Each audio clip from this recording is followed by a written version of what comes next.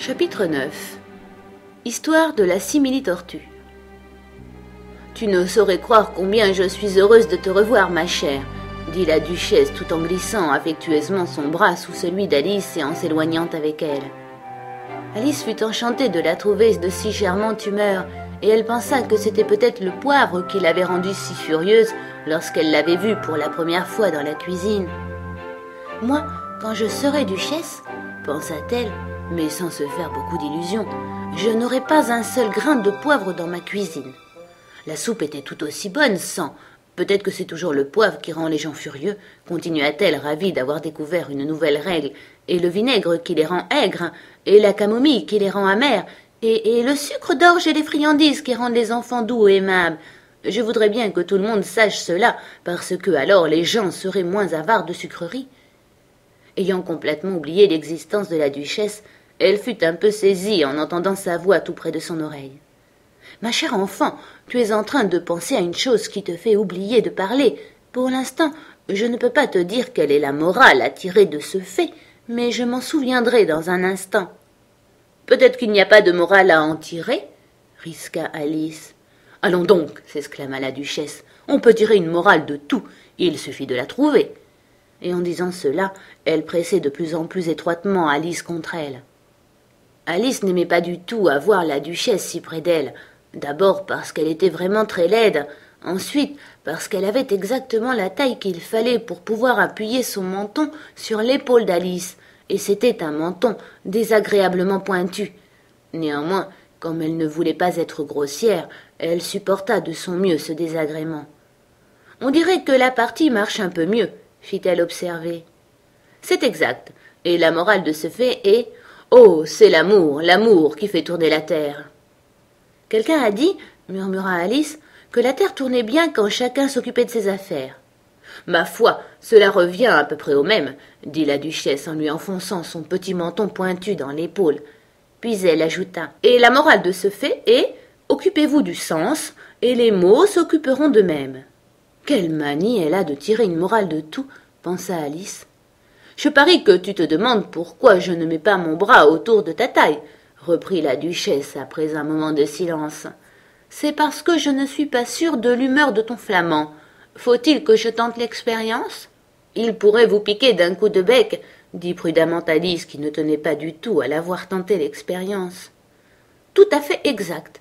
Les flamands et la moutarde piquent également, et la morale de ce fait est « qui se ressemble s'assemble. » « Mais la moutarde ne ressemble pas à un flamand, » fit remarquer Alice. « Tu as raison, comme d'habitude, ce que tu exprimes clairement les choses. »« Il me semble bien que la moutarde est un minéral, » poursuivit Alice. « Bien sûr que c'en est un, » confirma la duchesse, qui semblait prête à approuver toutes les paroles d'Alice. « Il y a une grande mine de moutarde tout près d'ici. Et la morale de ce fait est « garde-toi tant que tu vivras de juger les gens sur la mine. » « Oh, je sais, » s'exclama Alice qui n'avait pas écouté cette dernière phrase. « C'est un végétal, cela n'en a pas l'air, mais c'en est un tout de même. »« Je suis entièrement d'accord avec toi, » dit la duchesse, « et la morale de ce fait est « sois ce que tu veux avoir l'air d'être » ou, pour parler plus clairement, ne te crois jamais différent de ce qui aurait pu paraître aux autres que ce que tu étais ou aurais pu être n'était pas différent de ce que tu avais été qui aurait pu leur paraître différent. Je crois, fit observer Alice poliment, que je comprendrais cela beaucoup mieux si je le voyais écrit, mais je crains de ne pas très bien vous suivre quand vous le dites. Ce n'est rien à côté de ce que je pourrais dire si je le voulais, répliqua la duchesse d'un ton satisfait. Je vous en prie, ne vous donnez pas la peine d'en dire plus long, déclara Alice. Oh, mais cela ne me donnerait aucune peine, affirma la duchesse. Je te fais cadeau de tout ce que j'ai dit jusqu'à présent. Voilà un cadeau qui ne lui coûte pas cher, pensa Alice. Je suis bien contente qu'on ne me donne pas des cadeaux d'anniversaire de ce genre.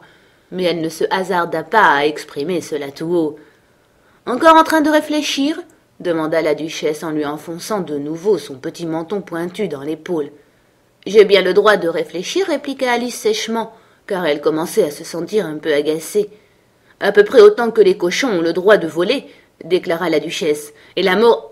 Mais à cet instant précis, à la grande surprise d'Alice, la voix de la duchesse s'éteignit au beau milieu de son mot favori, morale, et le bras qu'elle avait passé sous celui de sa compagne se mit à trembler. La fillette leva les yeux. Devant elle se dressait la reine, les bras croisés, le visage aussi menaçant qu'un ciel d'orage. « Belle journée, votre majesté !» commença la duchesse d'une voix faible et basse. « Je ne veux pas vous prendre en traite !» hurla la reine en tapant du pied. « Mais je vous avertis d'une chose, ou bien vous vous ôtez de là, ou bien je vous ôte la tête, et cela en un rien de temps. Faites votre choix. » La duchesse fit son choix et disparut en un instant. « Continuons la partie !» dit la reine à Alice qui, trop effrayée pour pouvoir prononcer un mot, la suivit lentement jusqu'au terrain de croquet. Les autres invités avaient profité de l'absence de la reine pour se reposer à l'ombre, mais dès qu'ils la virent arriver, ils se hâtèrent de reprendre la partie, tandis que Sa Majesté se contentait de déclarer qu'un moment de retard leur coûterait la vie.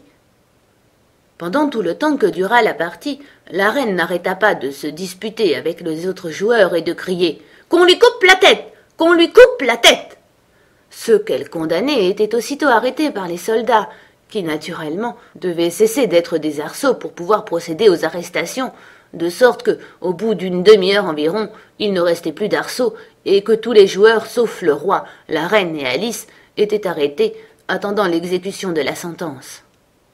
Alors la reine s'arrêta, toute hors d'haleine, pour demander à Alice « As-tu déjà vu la simili-tortue ?»« Non, je ne sais même pas ce qu'est une simili-tortue. »« C'est ce avec quoi on fait la soupe à la simili-tortue. »« Je n'en ai jamais vu, ni entendu parler. »« En ce cas, suis-moi. Elle te racontera son histoire. » Tandis qu'elles s'éloignaient ensemble, Alice entendit le roi dire à voix basse à toute la société « Je vous fais grâce. » « Allons, c'est parfait, pensa-t-elle, car le nombre des exécutions ordonnées par la reine l'avait rendue très malheureuse. Bientôt, elles rencontrèrent un griffon qui dormait profondément, étendu en plein soleil. Si vous ne savez pas ce que c'est qu'un griffon, regardez l'image. « Debout, paresseux !» cria la reine. « Amène cette petite fille à la simili-tortue pour que celle-ci lui raconte son histoire. Il faut que j'aille m'occuper de quelque exécution que j'ai ordonnée. » Sur ces mots, elle s'éloigna, laissant Alice seule avec le griffon. L'aspect de cet animal ne lui plaisait guère, mais elle se dit qu'après tout, elle serait plus en sécurité en restant près de lui qu'en suivant cette reine féroce. Aussi, elle attendit. Le griffon se leva et se frotta les yeux. Puis il regarda la reine jusqu'à ce qu'elle eusse disparu. Alors il se mit à rire tout bas. « Ce que c'est drôle !» dit-il, autant pour Alice que pour lui-même. « Qu'est-ce qui est drôle ?» demanda Alice. « Mais elle, voyons, tout cela, elle se l'imagine. En réalité, il n'y a jamais personne d'exécuté, tu sais. Viens. »« Tout le monde ici me dit « viens », pensa Alice en le suivant lentement. « Jamais de ma vie on m'a tant donné d'ordre, de ma vie, jamais !» Ils n'étaient pas allés bien loin lorsqu'ils aperçurent la simili-tortue à quelque distance, assise triste et solitaire sur une petite saillie rocheuse, et à mesure qu'ils approchaient, Alice pouvait l'entendre soupirer, comme si son cœur allait se briser. « Quelle est la cause de son chagrin ?» demanda-t-elle au griffon, le cœur plein de pitié. Et il répondit, presque dans les mêmes termes qu'il avait déjà employés. « Tout cela, elle se l'imagine. En réalité, elle n'a aucun motif de chagrin. Viens !» Ils allèrent donc vers la simili-tortue, qui les regarda de ses grands yeux pleins de larmes sans souffler mot. « Cette jeune demoiselle qui est ici, expliqua le griffon, voudrait que tu lui racontes ton histoire pour sûr. »« Je vais la lui raconter, » répondit la simili-tortue d'une voix caverneuse. « Asseyez-vous tous les deux, et ne prononcez pas une seule parole avant que j'aie fini. » Ils s'assirent donc, et personne ne parla pendant quelques minutes. Alice pensa. Je ne vois pas comment elle pourra jamais finir si elle ne commence pas. Mais elle attendit patiemment. « Autrefois, » dit enfin la simili-tortue en poussant un profond soupir, « j'étais une vraie tortue. » Ces paroles furent suivies d'un long silence, rompu seulement par un « hirtch » que poussait le griffon de temps à autre et par les lourds sanglots incessants de la simili-tortue. Alice fut sur le point de se lever en disant « Je vous remercie, madame, de votre intéressante histoire. » Mais elle ne put s'empêcher de penser qu'il devait sûrement y avoir une suite. C'est pourquoi elle resta assise sans bouger et sans souffler mot. « Quand nous étions petits, » reprit finalement la simili-tortue d'une voix plus calme, mais en poussant encore un léger sanglot de temps en temps, « nous allions à l'école dans la mer. La maîtresse était une vieille tortue de mer. Nous l'appelions la tortue grecque. Pourquoi l'appeliez-vous la tortue grecque, puisque c'était une tortue de mer demanda Alice. J'ai lu quelque part que la tortue grecque est une tortue d'eau douce. Nous l'appelions la tortue grecque parce qu'elle savait le grec, répondit la simili-tortue avec colère. Vraiment, je te trouve bien borné. Tu devrais avoir honte de poser une question aussi simple, ajouta le Griffon. Après quoi, tous deux restèrent assis en silence, les yeux fixés sur la pauvre Alice qui aurait bien voulu disparaître sous terre. Enfin le Griffon dit à la simili-tortue. Reprends la suite, ma vieille, tâche que cela ne dure pas toute la journée. Et elle continua en ces termes. Oui, nous allions à l'école dans la mer, quoique cela puisse te paraître incroyable. Je n'ai jamais dit cela, s'exclama Alice en l'interrompant. Si fait, tu l'as dit, répliqua la simili-tortue. Tais-toi, ajouta le Griffon avant qu'Alice ait eu le temps de placer un mot. Après quoi, la simili-tortue reprit la parole. Nous recevions une excellente éducation. En fait, nous allions à l'école tous les jours. Moi aussi, je suis allée dans un externat, intervint Alice. Vous n'avez pas besoin d'être si fière pour si peu. Il y avait des matières optionnelles supplémentaires à ton école, demanda la simili-tortue d'un ton un peu anxieux. Oui, nous apprenions le français et la musique. Et le blanchissage? Sûrement pas, répondit Alice avec indignation. Ah, dans ce cas, ton école n'était pas fameuse, déclara la simili-tortue d'un ton extrêmement soulagé. Vois-tu, dans notre école à nous, il y avait au bas des factures matières optionnelles, français, musique et blanchissage. Vous ne deviez guère en avoir besoin, fit observer Alice, puisque vous viviez au fond de la mer. Je n'avais pas les moyens de me payer les matières optionnelles, répondit la simili-tortue en soupirant. Oh, je n'avais pas les moyens de me payer les matières optionnelles, répondit la simili-tortue en soupirant. Je ne suivais que les cours ordinaires. En quoi consistait-il? Pour commencer, bien entendu, rire et médire, puis les différentes parties de l'arithmétique, ambition, distraction, l'édification et dérision. Je n'ai jamais entendu parler de l'édification, se hasarda à dire Alice. Qu'est-ce que cela peut bien être? Le Griffon leva ses deux pattes pour manifester sa surprise. Comment? Tu n'as jamais entendu parler de l'édification? S'exclama-t-il. Tu sais ce que veut dire le verbe embellir, je suppose. Oui, répondit Alice qui n'en était pas très sûre. Cela veut dire rendre quelque chose de plus beau. En ce cas, continua le Griffon, si tu ne sais pas ce qu'est que l'édifier, tu es une fieffée idiote. Ne se sentant pas encouragée à poser d'autres questions à ce sujet, Alice se tourna vers la simili-tortue et lui demanda « Qu'est-ce qu'on vous enseignait d'autre ?» Eh bien, il y avait l'ivoire, répondit la simili-tortue en comptant sur ses pattes, l'ivoire ancien et l'ivoire moderne et l'amérographie. Puis on nous apprenait à lésiner.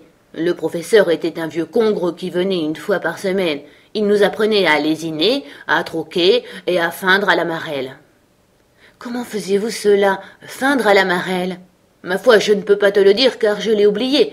Quant au Griffon, il ne l'a jamais appris. Pas eu le temps, déclara le Griffon, mais j'étudiais les classiques avec un vieux professeur qui était un vieux crabe. Ah, je n'ai jamais pu suivre ses cours, poursuivit la simili-tortue en soupirant. On disait qu'il enseignait le patin et la greffe. Eh, c'était bien vrai, oui, bien vrai, affirma le Griffon en soupirant à son tour. Sur quoi les deux créatures se cachèrent le visage dans les pattes. Et combien d'heures de cours aviez-vous par jour? Demanda Alice qui avait hâte de changer de sujet de conversation. 10 heures le premier jour, répondit la simili-tortue, 9 heures le lendemain, et ainsi de suite en diminuant d'1 heure par jour. Quelle drôle de méthode! S'exclama Alice. C'est pour cette raison qu'on appelle cela des cours, fit observer le Griffon, parce qu'ils deviennent chaque jour plus courts. C'était là une idée tout à fait nouvelle pour Alice, et elle y réfléchit un moment avant de demander. Mais alors, le 11e jour était un jour de congé? Naturellement, dit la simili-tortue. Et que faisiez-vous le 12e jour? Continua Alice vivement. Cela suffit pour les cours, déclara le Griffon d'une voix tranchante. Parle-lui un peu des jeux à présent.